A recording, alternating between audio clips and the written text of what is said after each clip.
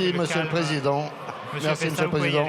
Mes chers collègues, j'aimerais sincèrement pouvoir vous dire que nous sommes surpris par le dépôt de cette motion de rejet préalable, mais hélas, il n'en est rien.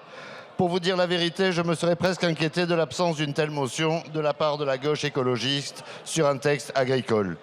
Je parle de cette gauche écologiste qui, forte de ses certitudes morales, est toujours prête à donner des leçons à la terre entière. Cette gauche écologiste qui se dit progressiste, mais qui veut nous renvoyer aux techniques agricoles du Moyen-Âge.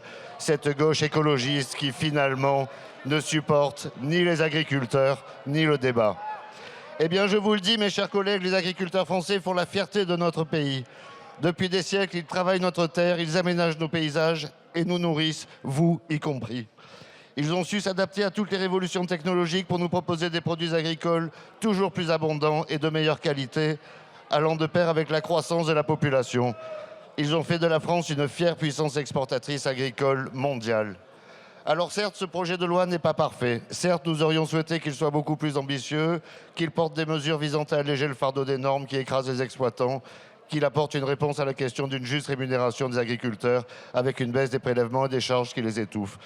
Pour autant, ce texte est attendu et un an après le début de son parcours législatif, nous sommes à quelques jours à peine du salon de l'agriculture, il serait tout simplement déraisonnable d'interrompre son cours. Avec cette motion de rejet, vous mordez la main qui vous nourrit. Aussi, mes chers collègues, vous l'aurez compris, le groupe UDR ne votera bien évidemment pas cette motion de rejet préalable. Je vous remercie.